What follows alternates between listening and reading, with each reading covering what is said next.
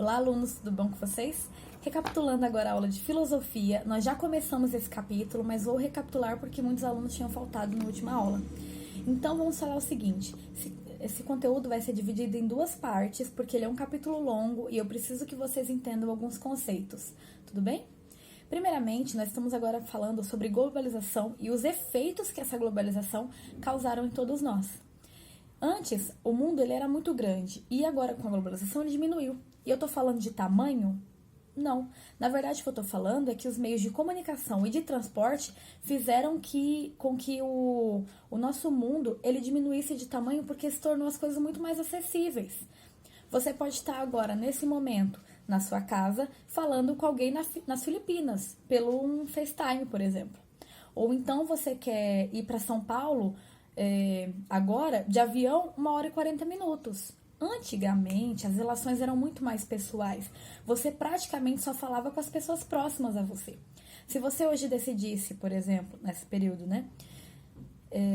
ir daqui até São Paulo, demorava-se meses, 4, 5 meses, porque andava-se a pé, a cavalo, de charrete, algum desses meios de transporte.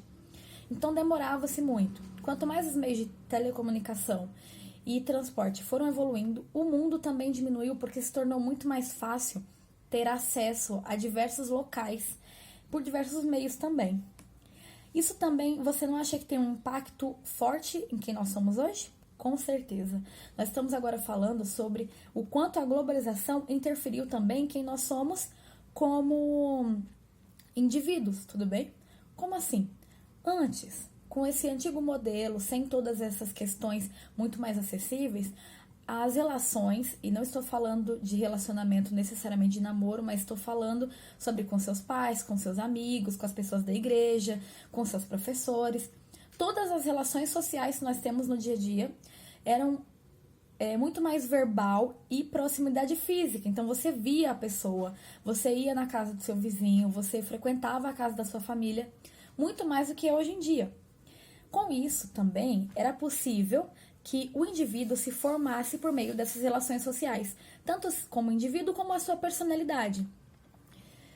Mas essa questão foi mudando ao longo do tempo com a globalização. Como assim?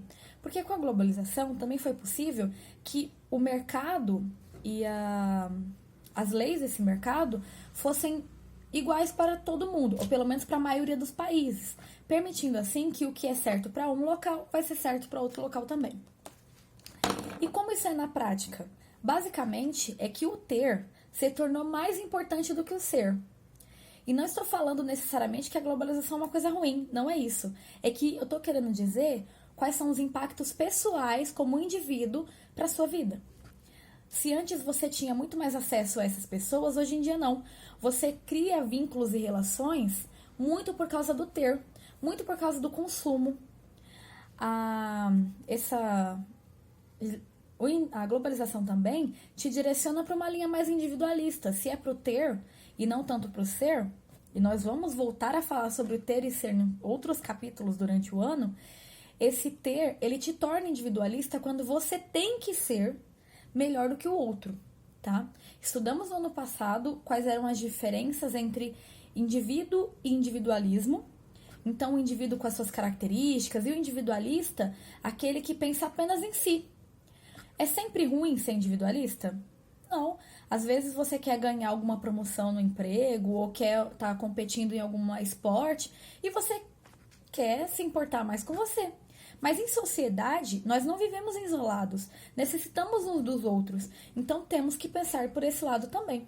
Então, o que está gerando esse indivíduo e a nossa personalidade, se não é mais as relações sociais?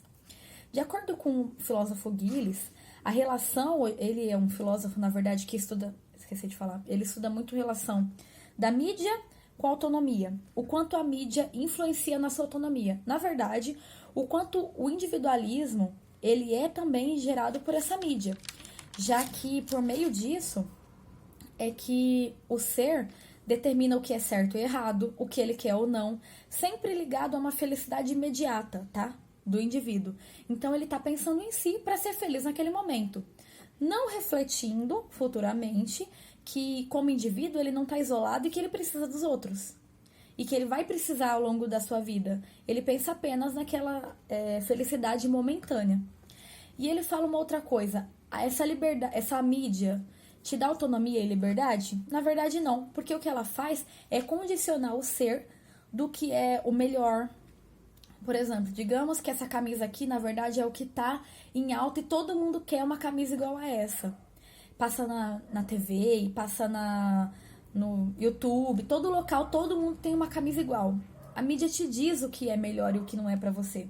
Isso te permite ser totalmente autônomo? Não, na verdade, pelo filósofo Gilles, ele entende que isso também manipula a sua autonomia.